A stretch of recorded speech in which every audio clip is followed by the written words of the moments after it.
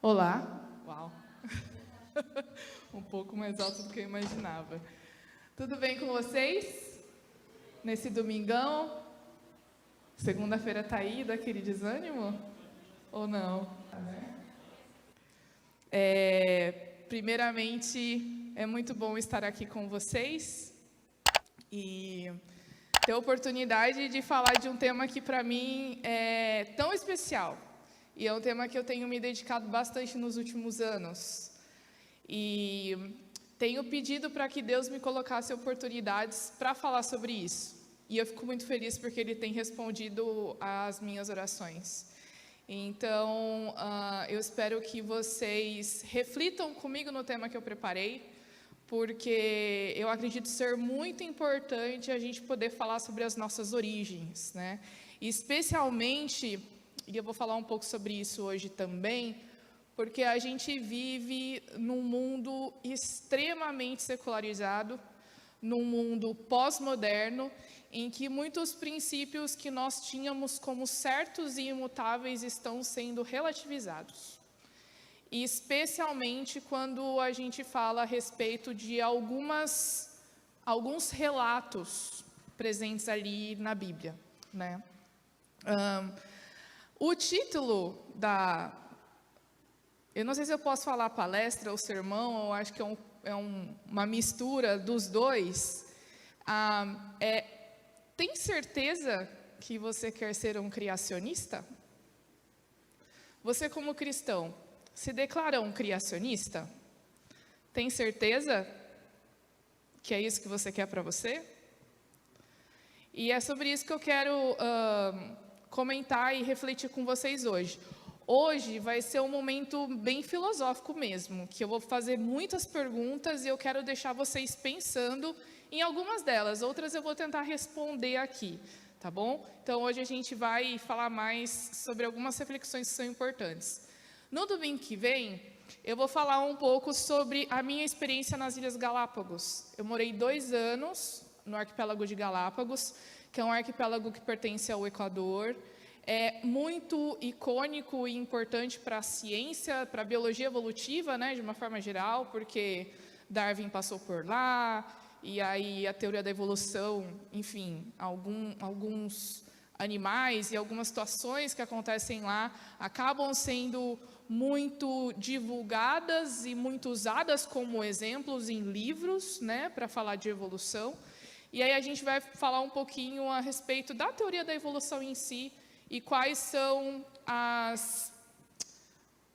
os princípios e as ideias que nós, como criacionistas, podemos aceitar, e aquelas ideias que não têm muita base científica e que nós, como criacionistas, não aceitamos. Tá bom? E aí, no terceiro domingo, a gente vai falar um pouco sobre algumas outras características e evidências científicas aí do modelo criacionista. Antes disso, eu acredito que tem algumas pessoas que não me conhecem, pode passar para o próximo. Eu, no domingo passado, acabei falando um pouco de mim, né? Eu sou bióloga, sou doutora em ciência, nos últimos anos tenho me envolvido bastante com criacionismo e tenho produzido algumas coisas para as redes sociais e para as internets, né? Então, se você quer ouvir e aprender um pouco mais de ciência e de criacionismo, eu vou fazer algumas indicações para vocês, especialmente indicações de coisas que eu e amigos acabamos produzindo, tá? Então, aí, por exemplo, tem 4 opções de podcast para você poder ouvir no momento em que você está na academia, indo para o trabalho, para o colégio, limpando a casa, arrumando as coisas. Então, você pode colocar ali no Spotify, no Deezer, qualquer aplicativo que você usa para ouvir podcasts. 4. O primeiro é um podcast do meu canal do YouTube, porque o que eu faço? Eu tenho um canal no YouTube, chama Confissões de Crente, um outro momento eu conto a história desse canal para vocês, e eu pego todos os áudios dos vídeos e coloco no Spotify. Então, se de repente o pessoal não tem como assistir o vídeo, pode ouvir o áudio também. O Origens Podcast é um podcast sobre ciência com a cosmovisão criacionista, que eu e meu noivo Vinícius, a gente começou a fazer na pandemia lá em 2020. Tem cerca de 40 episódios que a gente fez com convidados, é muito bacana. A gente, infelizmente, não pôde continuar mais, porque, enfim, ficou bem corrido as coisas e a gente não conseguiu mais se organizar para gravar, né? Isso demanda muito tempo. E, enfim, tem os episódios ali para quem quiser ouvir. Tem o Crialogando, que é um podcast que eu tenho com alguns amigos, e é um podcast da Sociedade Criacionista Brasileira. E a gente tem feito episódios muito bacanas, tem lá episódios disponíveis sobre dilúvios, sobre fósseis, sobre criacionismo e sociologia, sobre as formas de interpretação da Bíblia, né, que é muito importante a gente entender hoje, aí, algumas formas de interpretação que as pessoas têm usado para aplicar na Bíblia, interpretar algumas coisas que estão lá. E o podcast do SCB Experience, que também tem temas do criacionismo, também conversando com convidados. A gente fez após um evento, respondendo perguntas bem legais. No próximo aí também tem algumas indicações na verdade, são coisas que eu produzo também. Eu escrevo alguns artigos periodicamente para o blog Criacionismo do Michelson Borges. Então, eu faço parte ali da equipe de colunistas e de vez em quando eu publico uns artigos lá. Também sou colunista de ciência e religião do site adventistas.org, é o portal da Igreja Adventista, né, da América do Sul. E eu tenho uma coluna lá que eu publico a cada 2 meses um texto. Recentemente saiu um também, para quem quiser ler. Se você quiser escanear esse QR Code aí, você pode ter acesso a todos os links. Tem um site da Sociedade Criacionista Brasileira também, que é uma fonte muito legal de pesquisa para você adquirir livros e materiais, né? Há 2 sábados atrás, a gente teve um Provai e Veja da SCB, contando a história muito bonita do Dr. Rui Camargo, que foi um pioneiro, né? E criou a Sociedade Criacionista, que produz muito material. E é muito interessante para você poder pesquisar. E tem o meu Instagram também, para quem quiser me seguir. Eu faço vídeos do estudo, da lição da escola sabatina, tanto dos jovens quanto dos adultos. Dos jovens eu coloco uma vez por semana, às sextas-feiras. Dos adultos eu tento fazer todo dia, porque não é sempre que eu consigo acordar na hora, né? Então, ultimamente eu tenho tido um pouquinho de dificuldade para acordar mais cedo.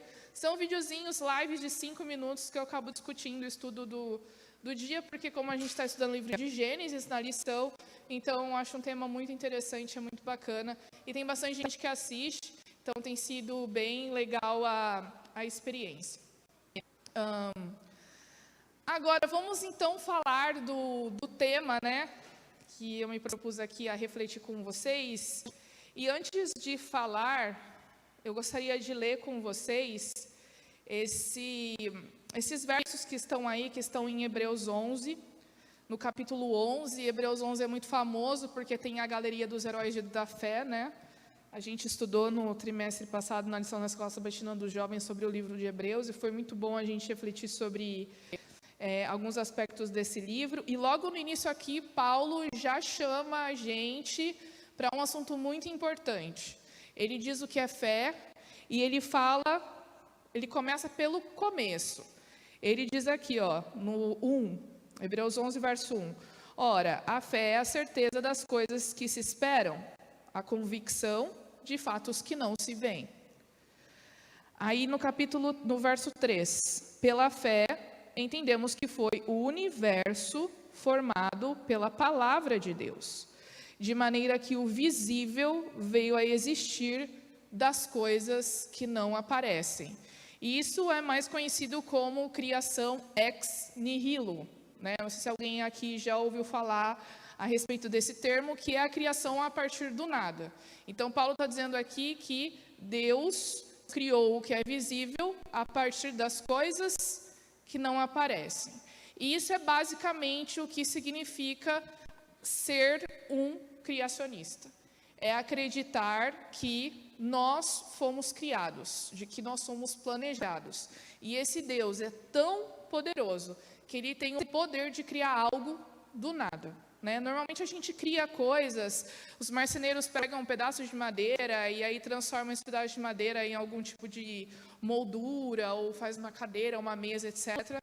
Deus não. Ele pega algo do nada e ele cria algo a partir do nada. Então, pode passar para frente, e eu queria que vocês me dissessem aí, pode passar para o próximo, o que essa palavra significa para você. Eu sempre gosto de fazer esse exercício sempre que eu vou começar uma aula. Eu coloco uma palavra que tem a ver com o assunto e eu faço um brainstorming com os alunos para eles me dizerem o que essa palavra vem na sua cabeça. Então, quando a gente fala de criacionismo, que palavras que vêm na sua cabeça? Pode falar, eu queria que vocês participassem. Criacionismo. Deus. Que mais? Início. Que mais? Criador. Que mais? A palavra ciência vem à sua cabeça? Ou a palavra evidência científica vem à sua cabeça? Normalmente não, né? Normalmente a gente associa a criação ou criacionismo à religião. Isso não está errado, tá bom? Pode passar para o próximo. Como eu disse no início, a gente vive numa sociedade muito desafiadora, né?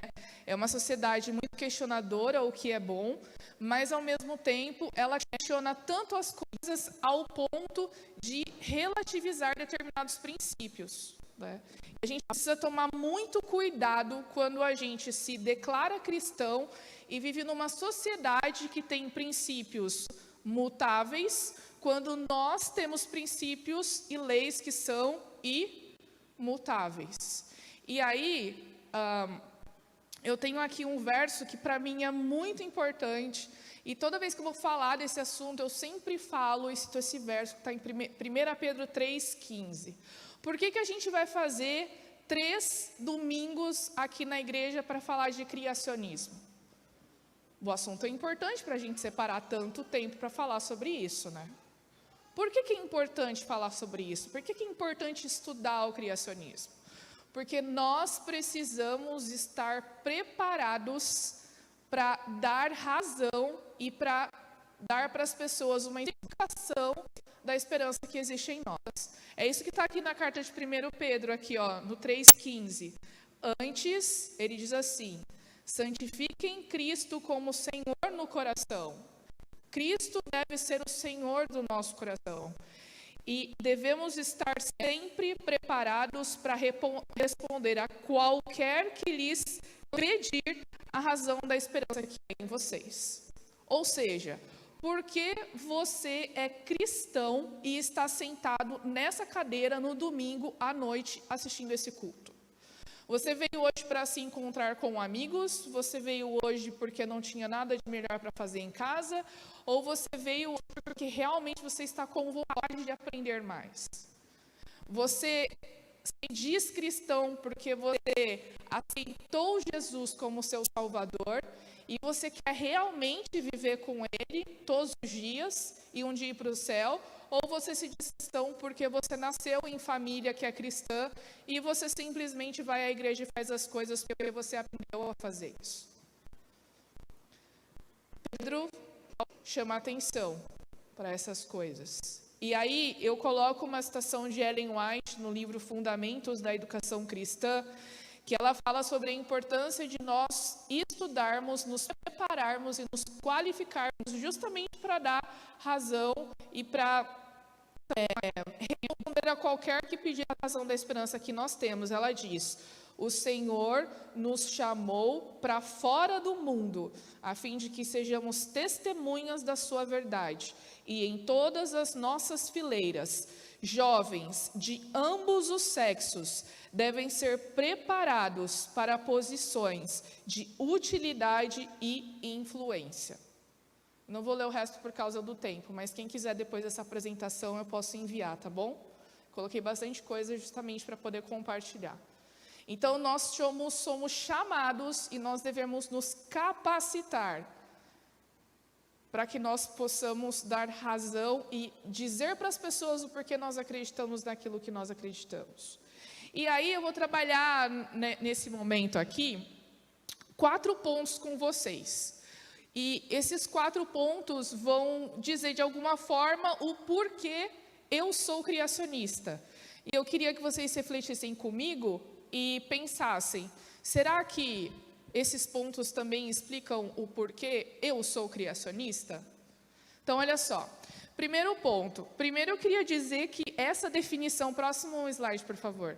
Essa definição da Wikipédia de criacionismo é uma definição que eu poderia passar 40 minutos falando dos absurdos que tem nessa definição. Mas, como o nosso foco não é esse hoje, eu só queria mostrar para vocês, não sei se vocês conseguem ver, talvez a letra esteja um pouquinho pequena, que diz assim que o criacionismo, em um sentido amplo, é crença de que a humanidade, a vida, a Terra e o universo são a criação de um agente sobrenatural. O criacionismo bíblico acredita que esse agente sobrenatural é o Deus que está na Bíblia. No entanto, o seu uso moderno é restrito à rejeição da evolução biológica por motivação religiosa. E eu digo, querido, para aí. Não é assim que criacionismo funciona. Criacionismo não rejeita a evolução biológica, e eu vou explicar para vocês isso no domingo que vem, do porquê não. E também criacionismo não nega a ciência por motivação religiosa. Ele vai dizer isso mais para frente. Infelizmente, quando nós dizemos que somos criacionistas, nós somos taxados e rotulados de negacionista, porque aparentemente virou modinha as pessoas dizerem que qualquer um é negacionista se não concorda com o argumento dela, né? Então, por exemplo, eu posso discordar cientificamente de você, mas se você faz parte da cosmovisão dominante, eu sou negacionista, só porque eu não concordo com o seu argumento, apesar de eu ter razões científicas para discordar. Então, é muito fácil hoje, e vocês pode ser que vocês ouçam isso, que você é negacionista. Mas eu já digo para vocês que ser criacionista não é ser negacionista da ciência. Muito pelo contrário. Criacionistas fazem ciência de qualidade e, digo mais, a Igreja Adventista investe pesado em ciência. Nós temos um instituto chamado Geoscience Research Institute, que fica na Universidade de Loma Linda, e que é da Associação Geral, né, da Conferência Geral da Igreja, e todos os anos, parte dos nossos dízimos vão para lá, para que eles possam fazer pesquisas com a cosmovisão criacionista. Inclusive, eu participei de uma dessas pesquisas quando eu estava nas Ilhas Galápagos, estudando justamente aspectos evolutivos. Então, percebe o desconhecimento das pessoas? Criacionismo não é ciência também, tá? Não é só porque nós não somos negacionistas que eu estou afirmando que criacionismo é ciência. Nesse tópico eu quero falar sobre isso com vocês. No próximo slide, você vai ver um curso que tem um website chamado Open Learn, que é um curso falando sobre evolução, e ele já começa dizendo, né, ele tem aí alguns tópicos separados, especialmente para criticar o criacionismo. Então, o primeiro tópico aqui é evolução versus criação, ciência e não ciência, o que é engraçado, porque o criacionismo nunca se disse ser científico. Alguns acabam chamando o criacionismo de pseudociência, o que é errado também. Então, a gente percebe que existe muito desconhecimento sobre o que é o criacionismo. Então, o que é o criacionismo? Criacionismo é uma cosmovisão. É aquilo que a gente vai usar, é um conjunto de ideias que a gente vai usar para interpretar os fenômenos e as coisas que acontecem ao nosso redor. É através desse óculos, dessa ótica aqui do criacionismo, que você vai enxergar e interpretar os movimentos políticos, os movimentos da sociedade, que você vai interpretar as evidências científicas, mas isso não significa que você vai negar alguma coisa. quando eu digo o aspecto relacionado à ciência, né? Ou seja, negar o fato de que a ciência ela é confiável, negar o fato de que eu posso usar as ferramentas da ciência para chegar a resultados ou para testar as minhas hipóteses. Então, o criacionismo, ele é uma cosmovisão, ele é um conjunto de ideias, ele é um modelo que eu uso para dizer como que foi as origens, como que eu surgi, por que que eu estou aqui, por que que a gente está nesse momento, por que que nós temos um propósito. É isso que o criacionismo me dá. Ciência, por outro lado, é diferente, porque a ciência, ela é usada e foi sistematizada no que a gente chama de método científico, ou seja, eu tenho as minhas hipóteses e eu vou testar as minhas hipóteses por um conjunto de métodos para dizer se as minhas hipóteses são validadas ou não. Então, hoje em dia, uma coisa, uma ideia, uma hipótese, ela é considerada científica se ela é passível de teste, se ela é passível de testes empíricos, se eu posso ir no laboratório, se eu posso ir no campo, testar aquela hipótese. Então, existem muitas afirmações que não são científicas. Por exemplo, o Carl Sagan, um astrônomo super famoso, ele disse que o cosmo, né, o universo, é tudo que existe, tudo que sempre vai existir. Eu consigo usar a ciência, as ferramentas da ciência para testar essa afirmação? Como que eu vou testar algo que é afirmado que sempre vai existir? Não posso. Então, nem sempre cientistas falam ou afirmam coisas científicas. E é por isso que o criacionismo não é ciência, porque muitos pressupostos criacionistas a gente não pode testar. Como que eu vou testar que Deus criou o mundo em 6 dias e descansou no 7º? Não tinha a câmera transmitindo, não tem foto, não tem ninguém, enfim, que testemunhou o evento e escreveu, para a gente verificar se é confiável ou não. Então, olhando friamente, eu não posso atribuir a capa de ciência ao criacionismo, porque ela é uma cosmovisão. Então, toda vez que esses sites, enfim, essas pessoas acabam afirmando que criacionismo é pseudociência, ou seja, é algo que diz que é ciência, mas que na verdade não pode ser testado, eu fico pensando assim, poxa vida, isso é um completo desconhecimento do que é o criacionismo. Porque o criacionismo em nenhum momento ele se propôs ou se apresentou como ciência. No próximo slide tem uma citação que é muito preocupante, mas ao mesmo tempo é algo que a gente vê que já está acontecendo. Eu não sei se vocês têm percebido, mas está entrando na comunidade, na igreja, alguns movimentos progressistas, pós-modernos. O que eu quero dizer por pós-modernismo? São ideias que surgiram ali na década de 60 e de 70, que tentam relativizar alguns princípios, como eu falei anteriormente. Princípios esses, na Bíblia, como, por exemplo, alguns eventos miraculosos que estão presentes na Bíblia. Não, mas espera aí, não foi bem exatamente assim que aconteceu. Isso aí é uma alegoria. Esse aí é só o mito da criação dos judeus, assim como tem o mito da criação dos babilônicos, dos caldeus e etc. Não é bem assim, né? E aí tem essa senhora aqui, a teóloga Nancy Murphy, ela sugere que para que a teologia prospere na sociedade moderna, pós-moderna, tudo que é miraculoso nas Escrituras, incluindo o relato das origens, deve ser extirpado ou relativizado. Por quê? Porque eu preciso colocar a teologia numa linguagem que as pessoas atualmente consigam entender e aceitar. E a gente sabe que a comunidade científica hoje adota o paradigma da evolução.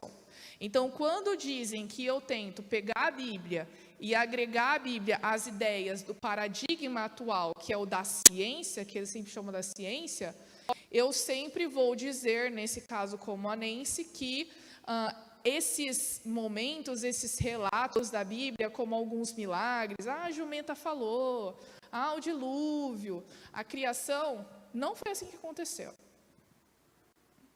É só uma alegoria. É uma história que ele conta para tentar passar alguma mensagem. E olha só o que ela diz.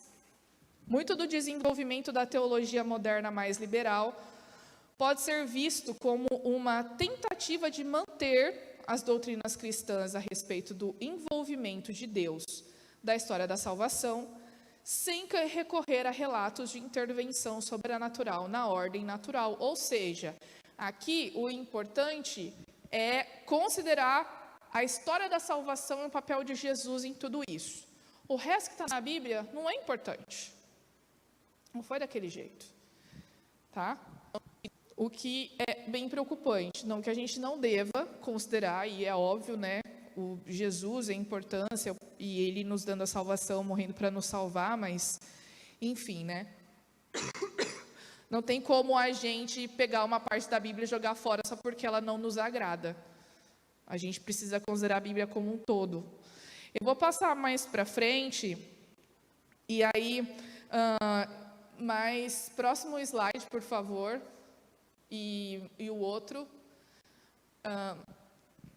diz aqui a Geological Society of America, né, Sociedade Geológica da América, diz o seguinte, o que eu acho bem interessante, e eu amo quando cientistas e sociedades científicas são honestas, dizem assim, cientistas não podem provar ou não a existência de Deus, ou outros princípios das religiões tradicionais, ou seja, eu não posso provar que Deus existe, e eu não posso provar que Ele não existe. E eu também não posso provar outros princípios religiosos.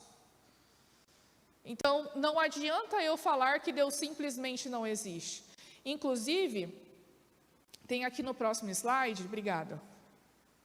Esse aqui no próximo slide vocês conhecem, né? Pode passar o próximo. Isso. Esse é o Marcelo Glazer. Ele é um físico brasileiro que está na Universidade de Dartmouth desde 86. Ele ganhou um prêmio super importante em 2019. E eu gostei muito da sinceridade dele. Basicamente, o que ele falou é o seguinte, não faz o menor sentido você tentar forçar as pessoas a serem ateias só para que elas possam fazer ciência. Que o mais correto, né, seria você incentivar as pessoas a serem agnósticas, ou seja, para mim não importa se Deus existe ou não, eu estou aberto a que Ele exista, assim como eu estou aberto a que Ele não exista também. Ele fala assim, o ateísmo é inconsistente com o método científico. O ateísmo é uma crença, não crença. Então, você nega categoricamente algo contra a qual você não tem provas. Então, você simplesmente está dizendo que ele não existe, você não tem prova nenhuma de que ele não existe, você não tem prova que ele não existe também. E você, inclusive, não pode provar através do método científico que ele não existe. É basicamente isso que ele está falando. Então, se ser um criacionista significa reconhecer que há um Deus que pode, por meio do seu poder, fazer infinitamente mais do que imaginamos, então sim, eu quero ser um criacionista. Ou seja, não tem nada cientificamente que me diga que Deus não existe. Então, se é para acreditar num Deus todo-poderoso, eu prefiro ser criacionista. O outro ponto aqui, tem aqui essa citação do Charles Lyell. O Charles Lyell, ele é um geólogo, era, né, um geólogo, super importante do momento. Ele incentivou muito, influenciou muito Charles Darwin. Ele escreveu o livro Principles of Geology, foi muito importante no século XIX. Ele foi um grande expoente do chamado uniformitarismo, em que ele dizia que todas as modificações no relevo, nas rochas sedimentares e etc., aconteciam não por causa de grandes catástrofes, mas ao longo de milhões de anos. Ele, lógico que ele não foi o primeiro, mas ele propagou muito a ideia do tempo profundo geológico, que vem e aí a gente lembra das rochas que têm milhões de anos e até bilhões de anos. Por quê? Todas as mudanças que ocorrem, elas acontecem de uma forma muito lenta e muito gradual. E eu dou um prêmio para quem lembrar de alguém que se apropriou dessas ideias, porque justamente andava com esse livro a bordo de um navio enquanto deu a volta ao mundo. Foi isso mesmo, foi Charles Darwin. Então, Lyell, ele se apropriou muito das ideias.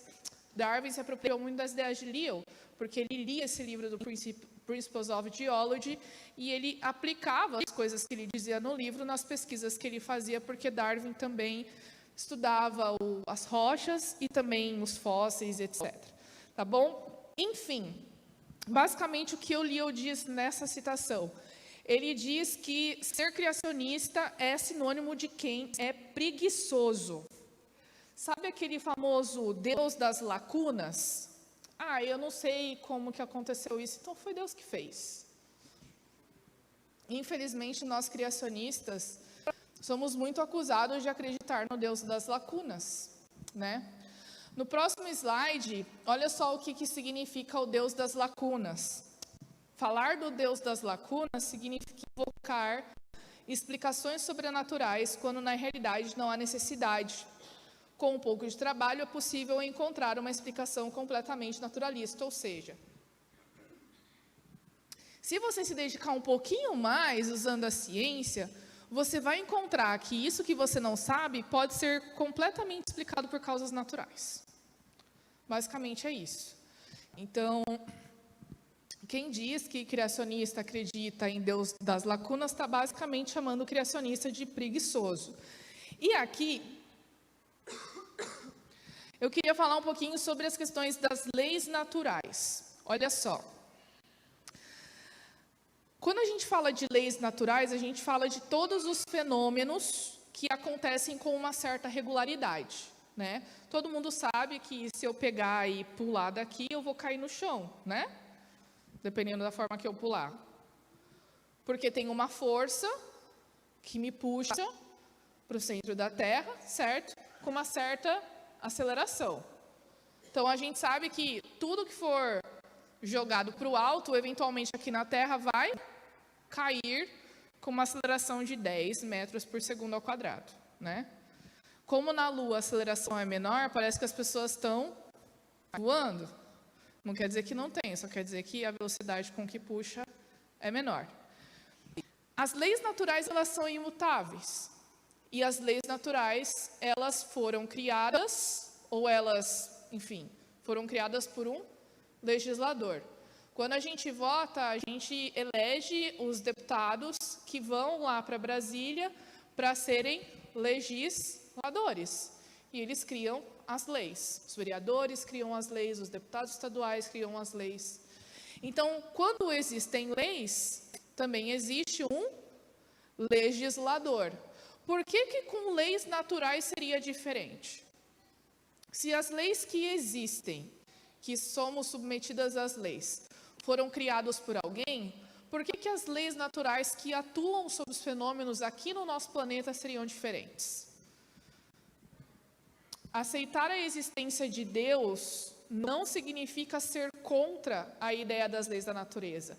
Na verdade, a ideia das leis naturais possui mais significado quando nós aceitamos um legislador e mantenedor.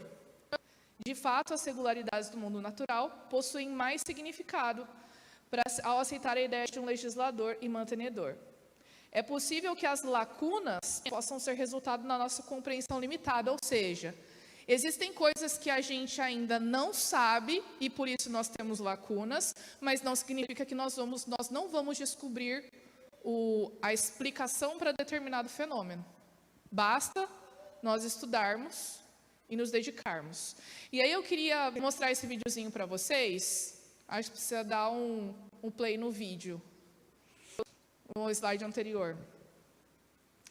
É um livro de uma série chamada Young Sheldon, um spin-off lá do The Big Bang Theory, né? Esse videozinho que está do ladinho aí, ó. Vê se vai aparecer o player ali embaixo. que ele fala exatamente sobre essa questão das leis naturais e o ajuste fino que existe entre elas. Foi? Não? Bom, enquanto não dá certo aí, outro ponto interessante é que, logo depois do dilúvio, quando... Ai. Pode dar o play.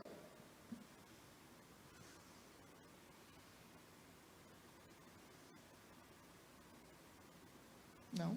Você sabia que se a gravidade fosse um pouco mais forte, o universo entraria em colapso? Eu não sabia. Além disso, se a gravidade fosse um pouco menos forte, o universo acabaria e não haveria planetas e nem estrelas. Aonde quer chegar com isso? É que a gravidade é precisamente tão forte quanto ela precisa ser. E se a razão entre a força eletromagnética e a força da atração não fosse 1%, a vida não existiria.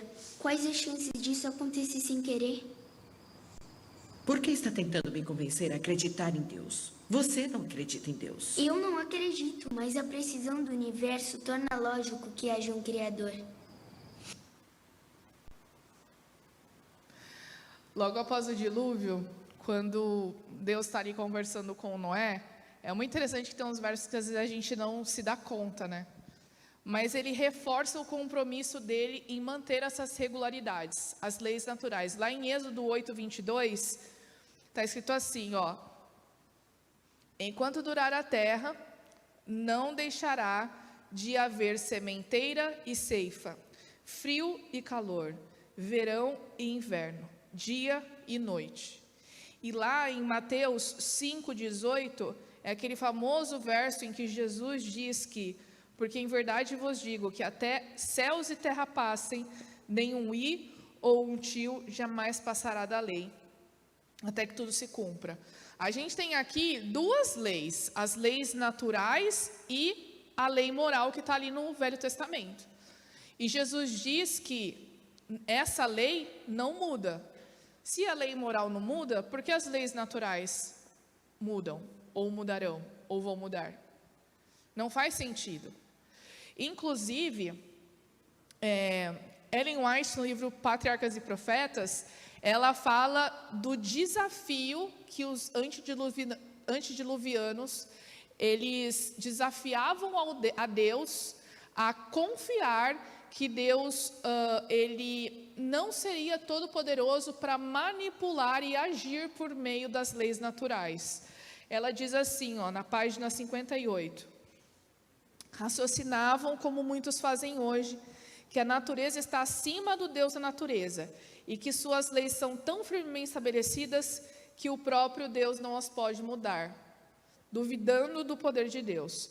Com toda a sua orgulhosa filosofia, demasiadamente tarde, acharam os homens que sua sabedoria era loucura, que o legislador é maior do que as leis da natureza e que a onipotência não faltam meios para cumprir os seus propósitos, duvidando de Deus, que Deus poderia agir por meio das suas leis naturais. E aí a gente tem o dilúvio depois, em que Deus mostra que Ele pode sim manipular as leis naturais para que Ele possa alcançar os seus objetivos. Tem uma pergunta aqui interessante.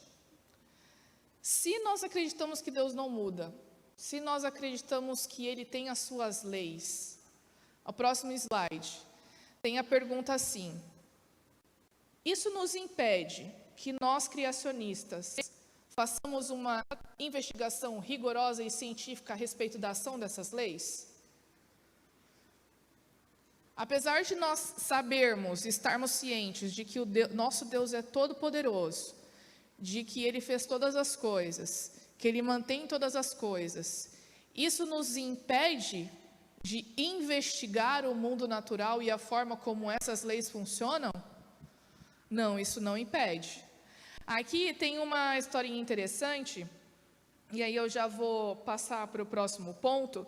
Quando Pedro estava ali, os discípulos estavam pescando, e aí eles chegam para Jesus e falam: Senhor, a gente passou a noite inteira jogando a rede, mas a gente não pescou nenhum peixinho sequer. E aí Jesus fala para eles aqui, ó: vai, continua pescando e joga a rede. Pedro responde o seguinte: a gente não pegou nenhum peixe, mas se o Senhor está mandando, nós vamos. Isso significa que, por mais que a ciência, ou por mais que a nossa investigação, ela nos deixe frustrados por causa dos resultados da nossa investigação. E investigação que eu falo aqui, não é só a gente ir lá estudar uma rocha, estudar um fóssil, estar no laboratório. É quando a gente estuda mesmo o livro, quando a gente vai em busca das fontes, quando a gente se dedica. Deus quer isso de nós. Ele quer que nós façamos a nossa parte e não só fiquemos vendo as coisas acontecerem. Ele nos capacitou para isso. E aí, o final do terceiro ponto é que, se ser um criacionista significa respeitar o processo da rigorosa observação, o método científico, desenvolvendo hipóteses e testando-as, mas num contexto que é maior do que o naturalismo, então sim, eu quero ser um criacionista. O que é o naturalismo? É a ideia de que eu posso explicar todas as coisas apenas por processos naturais. Quando a gente abre as possibilidades para a existência de um Deus e de um poder sobrenatural, as nossas ideias, elas se abrem, elas crescem, as possibilidades aumentam, porque a gente abre a possibilidade para que algo mais esteja agindo. O terceiro ponto aqui, antes de terminar, é que muitas vezes as pessoas dizem que criacionistas são estranhos. E realmente nós somos diferentes. Só que ser diferente é muito desafiador. Não é fácil. Especialmente porque muitas vezes a gente luta para ser aceito. E muitas vezes a gente faz coisas que são iguais às coisas que os nossos amigos e o nosso grupo está fazendo, porque a gente quer se sentir incluído. Agora, e quando a gente vive numa sociedade secularizada que não acredita em Deus, não acredita que as coisas que estão na Bíblia devem ser obedecidas, né? E que tudo deve ser relativizado. É muito complicado. A gente precisa saber se colocar, né? Então, se ser criacionista ou se acreditar no criacionismo não é exatamente uma ciência, como o paradigma da evolução afirma ser, né? Qual é o meu lugar? Qual é o lugar que eu pertenço? Qual que é o meu grupo? Qual que é a minha tribo? Porque, às vezes, parece que eu sou a única pessoa que não aceita as coisas que eles aceitam. E aí, a gente se sente questionado. Na verdade, a gente se sente questionado e a gente se questiona.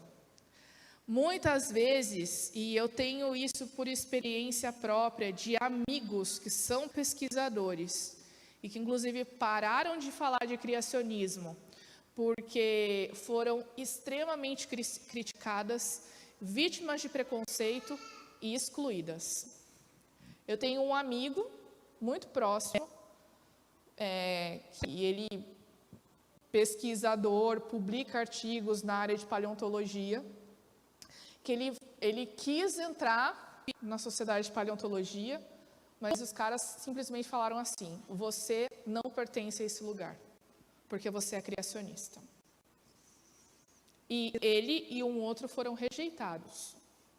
Resultado, ele está fazendo doutorado hoje, só que ele decidiu parar, dar um tempo nas palestras sobre criacionismo, porque ele viu que estava sendo muito para ele dar conta. E às vezes chega um momento que a gente precisa, eu preciso dar um passinho para trás, porque o meu objetivo é maior. Então eu dou um passo para trás para estar 2 passos para frente. E ele teve que fazer isso. Só que aí a gente fica pensando: tá bom, estou nesse lugar, como agir? Estou na faculdade, o que eu faço quando meu professor começa a meter a boca nos cristãos? Começa a falar mal da Bíblia, começa a falar que Adão e Eva é a história da carochinha. Eu simplesmente levanto a mão e digo que eu não concordo com ele? Será que vale a pena? No próximo slide, tem algumas dicas que eu coloquei. Eu até cheguei a escrever um artigo sobre isso, também vai sair lá no portal da igreja, né, daqui uns meses. Mas eu coloquei algumas coisas aqui importantes. Ao contrário do que possa parecer, ainda existem pessoas que são honestas na comunidade científica. Então, para que a gente ganhe essas pessoas, primeiro, a gente precisa, antes de tentar ganhar discussão, a gente precisa ganhar a confiança dos nossos colegas. Muitas vezes a gente precisa deixar de se posicionar naquele momento para que a gente possa ganhar a confiança dos nossos colegas e com as nossas atitudes mostrarmos que somos diferentes. Próximo, tenha tato, cuidado e discernimento ao se posicionar. Quando você vê que chega a oportunidade, chega o momento de se posicionar, faça-o com respeito e faça-o com propriedade. Tenha certeza do que você está falando. Por isso, a gente precisa estudar. Eu sempre falo que quem é criacionista tem que estudar 2 vezes. Primeiro, você tem que saber muito de evolução. E segundo, que você tem que entender dos argumentos criacionistas. Então, se você está capenga em um ou outro, fique quieto. Não dê mau testemunho. É melhor ficar quieto. Eu sempre falo também para as pessoas, né, às vezes tem algum professor que é meio ignorante e tal, e aí, fique quieto. Se você tem uma discordância, chega no final da aula, porque professor, quando você fala no meio de todo mundo, o professor se sente acuado e se sente contestado. Não vale a pena. Vai ser pior para você. Chega no final, fala, professor, não concordo exatamente com o que você falou ali. Eu acredito que seja diferente. Mas não fala também assim porque está na Bíblia, né? Porque daí aí acaba com tudo. É por isso que a gente tem que conhecer os argumentos científicos. Então, olha, por causa disso e disso e disso, tá bom? Então, ao final do nosso terceiro ponto aqui, cadê? Estou perdida aqui. Se ser um criacionista significa ser original e ter uma voz diferente numa comunidade que compartilha a paixão pelo estudo do mundo natural, então sim, eu quero ser criacionista. Não pense que você é diferente, o mais feio de todos. Pense que você é diferente porque você é original. E que você precisa mostrar para as pessoas essa originalidade. E o último ponto para a gente encerrar é que eu acho que eu acabei copiando o terceiro no quarto, mas tudo bem. O último ponto aqui é que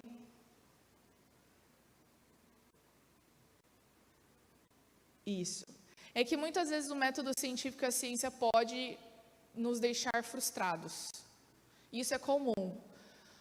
Ai, gente, eu não sei nem dizer para vocês quantas vezes no doutorado eu rodava uma análise, eu fiz doutorado na área da saúde, né, e eu trabalhava com dados do SUS, e aí eu rodava a análise no bendito SPSS, que é um programa de estatística, e eu ficava ali, ó, torcendo, vai dar certo agora, vai dar certo, e não dava.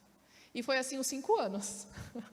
E no final eu tive que explicar por que o resultado não foi exatamente como eu esperava no projeto que eu coloquei lá no início. Então, muitas vezes, é muito frustrante ser cientista. Só que a gente não pode ficar se sentindo sempre como os 12 espias, sabe? Chegaram ali depois de 40 dias de espiar a Terra, só viram coisa ruim. Não tinha uma coisinha boa. Às vezes a gente se sente mais como os 12 espias e nem sempre como Davi quando matou Golias, como o vencedor. É muito difícil, porque a gente vê ali que tem as frutas gostosas, a terra é boa, é bonita, mas as cidades têm uns muros tão altos que é difícil de escalar. A gente não pode perder a vontade de estudar. Olha só, Ellen White aqui, eu acho que é bem esse slide que está escrito aqui, diz o seguinte, quase terminando já. A divina inspiração formula muitas perguntas a que o sábio mais culto não sabe responder. Essas perguntas não foram feitas para que ele a elas respondesse, mas para chamar-nos chamarmos a atenção para os profundos mistérios de Deus e ensinar-nos que limitada é a nossa sabedoria, que no ambiente da nossa vida diária, muitas coisas existem além da compreensão das mentes finitas. Temos todas as respostas? Não temos todas as respostas. Nem os evolucionistas têm. E olha que tem umas respostas deles que são bem grandes, não conseguem explicar. Vou falar sobre isso nos próximos domingos. Assim como a gente também não tem, por exemplo, a gente não tem um modelo legal, bacana, para explicar a coluna geológica, a ordem como os fósseis aparecem nas rochas. Por que aparecem aqueles mais simples e conforme as rochas, a gente vai subindo na coluna geológica, os fósseis vão ficando mais complexos? Tem um modelo, né, que é chamado de zoneamento ecológico, que fala que os animais eles foram soterrados na ordem e pela região em que eles viviam. Então, os animais maiores, mais complexos, viviam nas partes mais altas e conforme a água foi subindo, foram sendo soterrados nessa ordem. Mas esse modelo é bacana, mas não é o ideal. Precisamos de mais cientistas para elaborar modelos melhores. Temos todas as respostas? Não temos todas as respostas. Mas isso não significa que a gente deva desanimar. E aí, para encerrar, o próximo slide, a gente não pode ir para os extremos, né? A gente não pode nem dizer, a ciência é um tabu e eu não vou nem falar da ciência. É como a serpente que lá no Jardim do Éden falou assim, não foi Deus que disse que você não pode comer de nenhuma árvore do jardim? Mas a gente também não pode ir para o outro extremo para aceitar que não existe a intervenção divina ali nos fenômenos naturais. Ou seja, a gente não pode tirar Deus da ciência e acreditar que nós somos os deuses. Assim como a serpente falou para Eva, você será como Deus, nunca morrerá. E aí, a gente... é muito perigoso a gente andar nesses dois extremos. A gente precisa encontrar um equilíbrio, de que ao mesmo tempo que eu uso a ciência, eu também aceito a ideia de um criador e mantenedor. Tem uma história interessante, próximo slide. Esse aí é o Colonel James Irwin. Ele foi um dos astronautas que andou na Lua. E um dia fizeram uma entrevista com ele, perguntando assim, se você chegasse na Lua e você encontrasse com Deus, o que você perguntaria? E o que você acha que ele responderia para você? E aí ele respondeu assim, Senhor, tudo bem se eu vir visitar esse lugar? E ele disse que Deus responderia assim, tudo bem, contanto que você me dê a honra, reconhecendo o papel de Deus nessa conquista, né? Então, se ser criacionista significa andar livremente no jardim e aceitar os limites que vêm com o fato de não sermos como Deus, ou seja, nós podemos estar no jardim, nós sabemos que nós temos limites, mas nós também precisamos respeitar a ordem que Ele nos deu, das nossas limitações, né? Aplicando a história ali de Eva. Então, sim, eu quero ser um criacionista. E, finalmente, no próximo slide, ser um criacionista consiste na decisão de reconhecer Jesus como Salvador, Criador e mantenedor deste mundo. Você tem a liberdade para decidir, uma belíssima dádiva chamada livre-arbítrio. Ou seja, você é criacionista? Por que você é criacionista? Eu dei algumas razões aqui que para mim fazem muito sentido. Mas parte de ser criacionista é aceitar Jesus como seu Salvador. E aceitar que esse livro aqui, ele deve ser estudado e aceito por completo. Eu não posso tirar os 6 primeiros capítulos de Gênesis só porque algumas pessoas dizem que a ciência não apoia. Que inclusive essas pessoas estão erradas. Se eu estudar as evidências eu vou ver que sim, existem evidências que apoiam uma grande catástrofe. Existem evidências que apontam para a existência do surgimento da humanidade para uma mulher, de uma única mulher, de um único homem. Existem evidências que mostram que a diversidade de línguas que a gente teve hoje, elas tiveram origem num grupo de pessoas. As evidências genéticas dizem que populações que aparentemente são tão diversas como as europeias e africanas, elas têm uma variabilidade genética que é muito mais pequena do que se imaginava. Então, nós temos muitas evidências, nós precisamos procurar. E com a nossa cosmovisão, nós vamos conseguir dar razão para a nossa fé. Às vezes eu fico pensando, Senhor, será que é isso mesmo? Porque é muito difícil ser criacionista. Você é questionado o tempo inteiro. Você vê os seus valores sendo questionados e você tem medo de se posicionar, porque as pessoas podem te taxar de criacionista, de medieval, de terraplanista. Esses dias a gente recebeu no colégio a carta de um pai dizendo que nós éramos criacionistas porque nós acreditávamos na terra plana, medieval, aquela coisa toda. Não conhece. É isso que as pessoas vão chamar, e é muito desafiador. Só que Jesus nos chama. Você aceita Jesus como seu Salvador? Ser criacionista faz parte do pacote. Não dá para negar uma parte e aceitar outra. Ou é tudo, ou é nada. Então, eu vou dar uma tarefinha, como uma boa professora que eu sou, e eu gostaria que vocês pensassem nessas questões e nesses questionamentos durante a semana. Por que você é criacionista?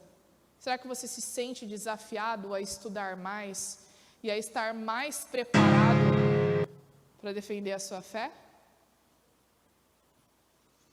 Quais são as razões que te levam a acreditar que Deus criou todas as coisas e não só criou, Ele nos dá propósito e Ele nos mantém? Tudo isso faz parte do conto. Então, vamos refletir nessas questões durante essa semana. E na próxima, vamos conhecer um pouquinho de Galápagos, né? E o que Galápagos tem a ver com a teoria da evolução e a criação. Tá certo? Vamos nos levantar para orar? Oremos. Senhor, é muito desafiador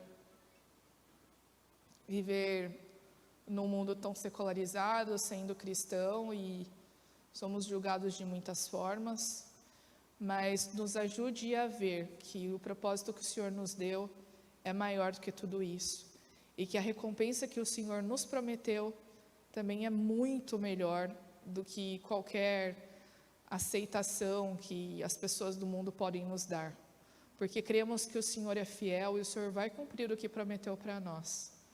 Também fortaleça a nossa fé, Senhor.